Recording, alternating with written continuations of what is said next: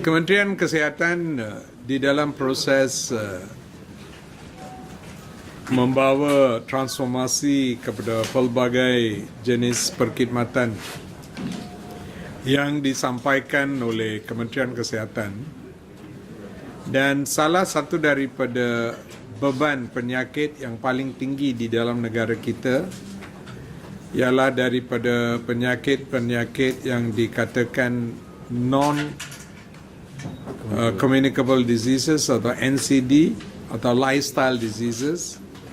Contohnya kencing manis, darah tinggi, penyakit jantung, tabiat merokok, kegemukan badan, dan kolesterol yang paling tinggi dan sebagainya. Dan melalui kajian yang kita telah buat di dalam National Health Morbidity and Mortality Survey, yang menunjukkan negara kita, rakyat Malaysia ini tak berapa sihat. Daripada peratusan mereka yang ada penyakit kencing manis, darah tinggi, paras kolesterol yang paling lebih daripada yang telah ditetapkan, kegemukan, jumlah mereka yang merokok, kekurangan aktiviti yang cergas dan sebagainya.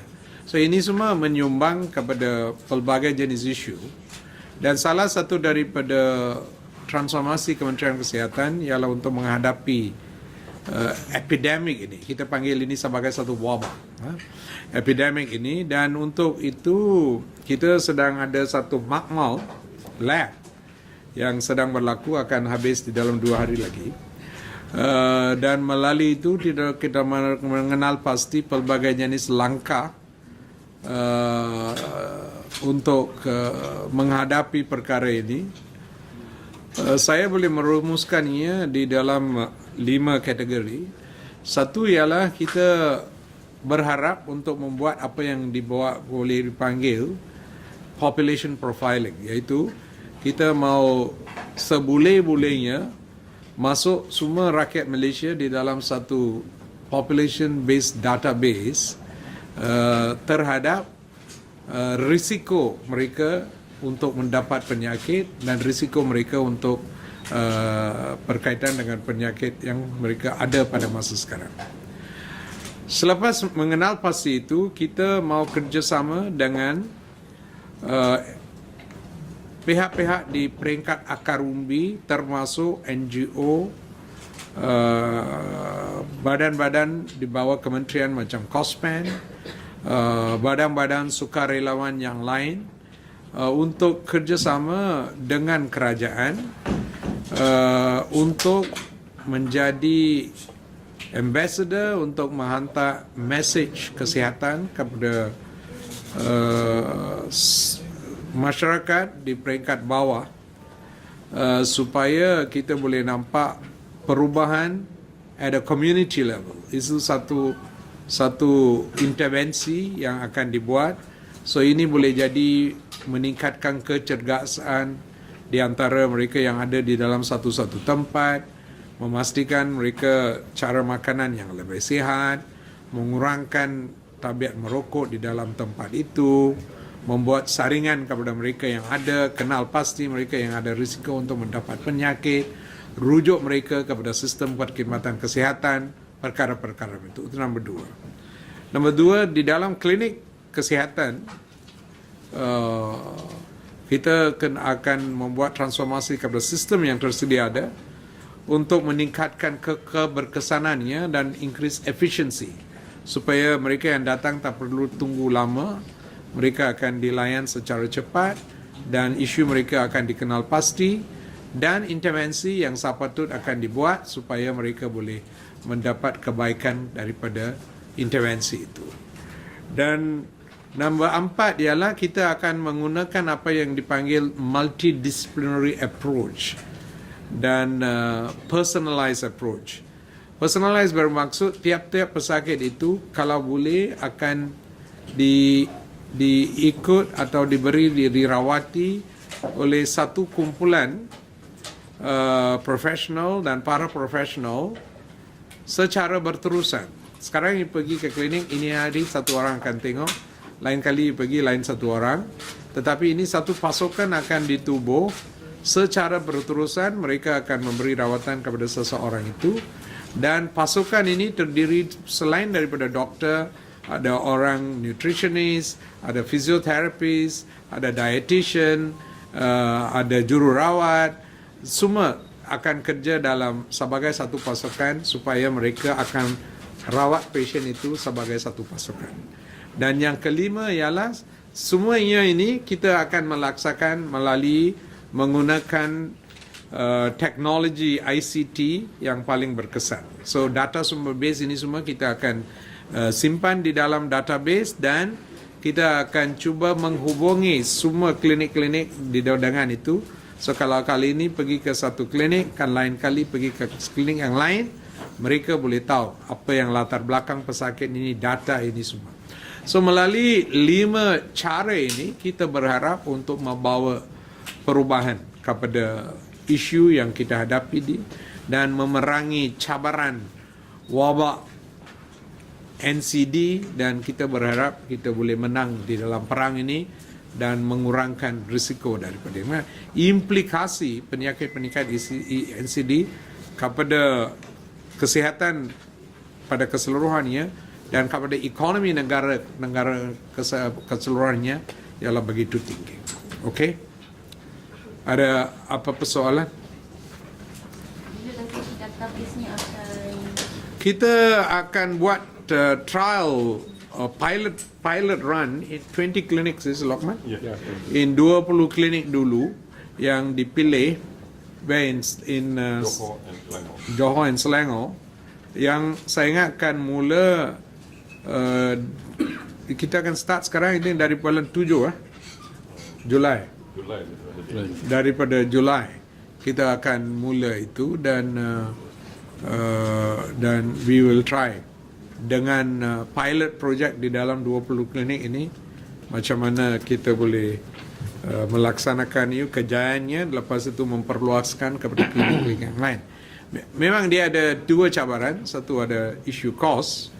Dengan langkah ini kita memerlukan perbelanjaan yang lebih tinggi, dan mungkin ada peningkatan sedikit daripada keperluan sumber manusia. So ini 2 cabaran yang di luar kawalan kita di bawah JPA dan Kementerian Kewangan.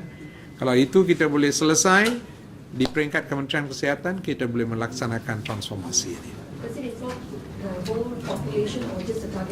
The aim is the whole population. But yesterday when I said let us start with small groups and then slowly grow it, because getting 30 million people into a database immediately and doing their health profiling is good, but it's challenging. But we will start off maybe with all those who are already with us, or all those with other database within the ministry itself, like COSMAN. They have already done screening for nearly 200,000, nearly about 200,000 people. We will take their database and we will use those kind of data and slowly increase it, but we want to go to the whole country. When is that expected? Which one?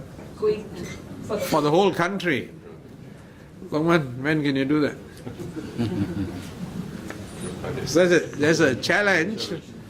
I mean, if we get the finances, the manpower, then we can roll it out faster. Maybe within 5 years, that might be reasonable, right? For this trial run, how many people do you think will be involved in this database? In those 20 clinics, Probably around 300,000. 300,000. And they come from all sorts of Oh, every. Yes. Yes. young and old. Young and all. It's a complete cross-sectional thing, right? So 20 klinik ni pun kita pilih dia ada berbagai kompleksiti.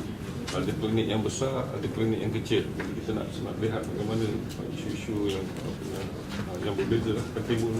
Jadi the pilot dan tailor untuk mendapat masalah mengkaji bila kita nak laksanakan ni apa isu-isu yang perlu kita tangani.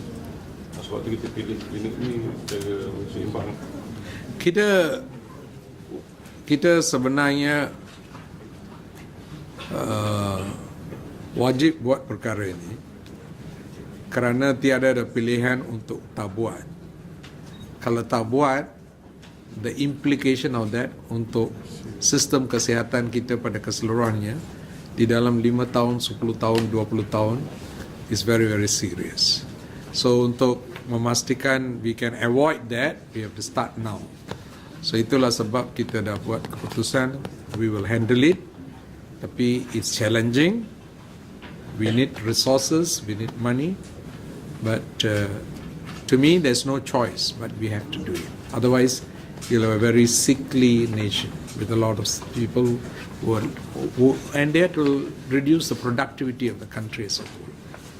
To get these people's data, do they have to come to your clinics or do you? There will be community-based screening.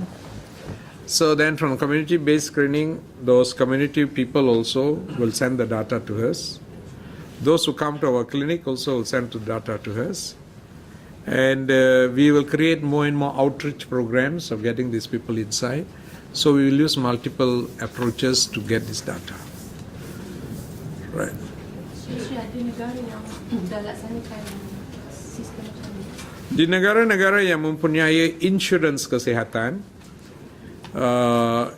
di mana semua rakyat Malaysia diberi liputan melalui satu sistem insurans kesihatan, memang mereka mempunyai database semua orang.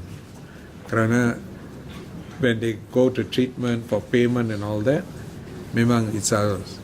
Tapi di negara-negara lain di mana tiada ada national insurance for health, seperti negara kita, we don't have that. They don't have this kind of system di mana semua rakyat Malaysia ada di dalam satu database. Seri, is this paving the way towards the national health insurance? Not really. It's paving the way for a healthy Malaysian society. How about the private hospital patients? We want to get the private clinics also involved in it. That is also part of it, including sharing their databases with us and interconnecting with each other. So that is also one of the aims of this. And so we have to take that step by step. But that is also our aim. Eventually, the GPs and us, we will be one integrated group. But it's very ambitious, but we will take it one by one. Okay?